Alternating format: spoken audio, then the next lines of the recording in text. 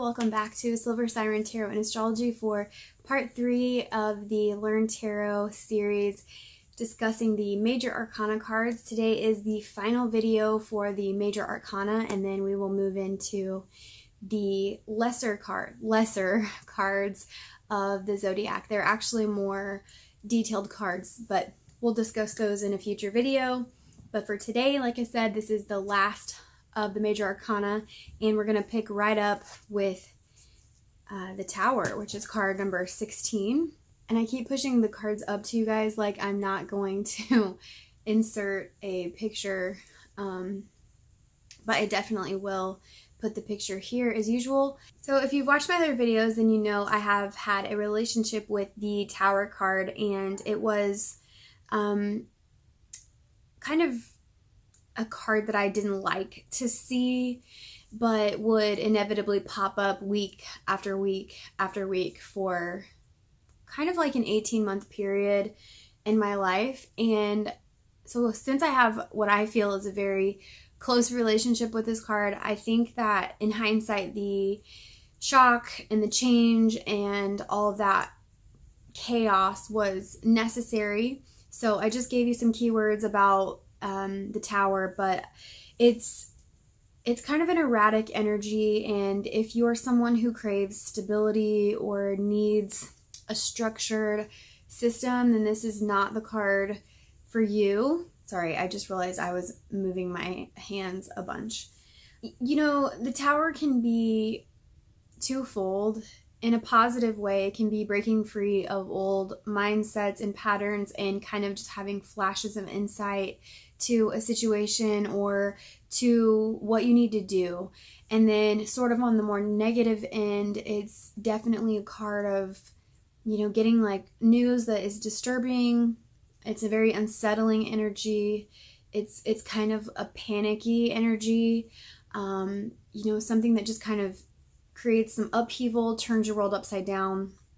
And then in terms of people that the Tower would represent, it would represent any people like that, just people who are really erratic, unpredictable, rebellious, or people who are lightning sharp and extremely intuitive, and they just get these like moments of insight and you're like, where did that come from?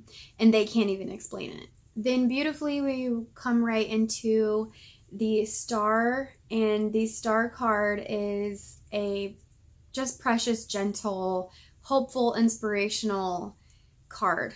And that is something that you should remember when you are reading tarot for yourself or for anyone, is that there's always hope after that great upheaval and chaos of the Tower card. The Star is really about, like I said, hope and faith, but it could also indicate special talents or gifts that you or a client have that, you know, is coming to you, or that you might have newfound or more confidence in that you didn't have before. It's definitely a card of, you know, feeling restored, reflective, and it does have an affinity with occult knowledge, like, you know, tarot or any sort of like astrological magic, witchcraft, spell work, even Reiki, anything like that.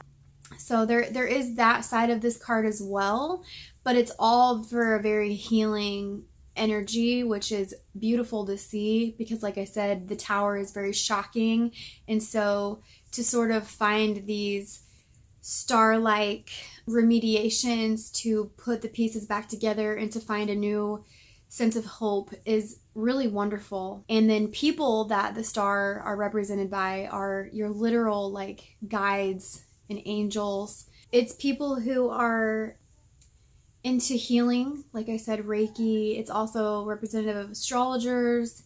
It's representative of young females and generally anyone who provides assistance to you. The next card is number 18, and when I started tarot, I thought this would be one of my favorite cards until I started getting it in readings, and then I understood that this card is very mysterious, and it's the Moon. The Moon is a very nebulous card. The energy is not clear, which is interesting because the card can indicate, you know, deception and subconscious forces.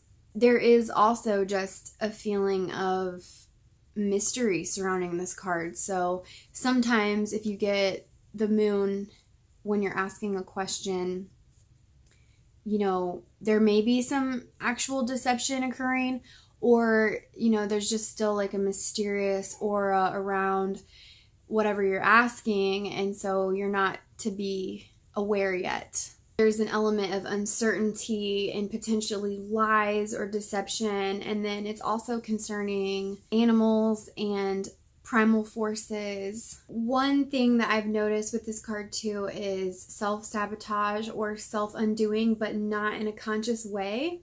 So if you see this come up for yourself or another person, then just know that, you know, there's probably some self-undoing going on. And then as far as who the star can represent, it's literally like con men, people who embezzle, so anyone that's trying to hide something. But it could also mean, you know, psychotherapists, people who get into the subconscious. There is an affinity with psychics and also actors who have to play a role or deceive, if you will. Card number 19 is the Sun, and the Sun is all about confidence, ambition. It's a card that speaks to glory and coming out and being recognized in your efforts. It's vitality and healing. I can't remember if I said confidence already or not. There's definitely a sense of happiness and celebration with this card. The red cloth, you know, can indicate victory.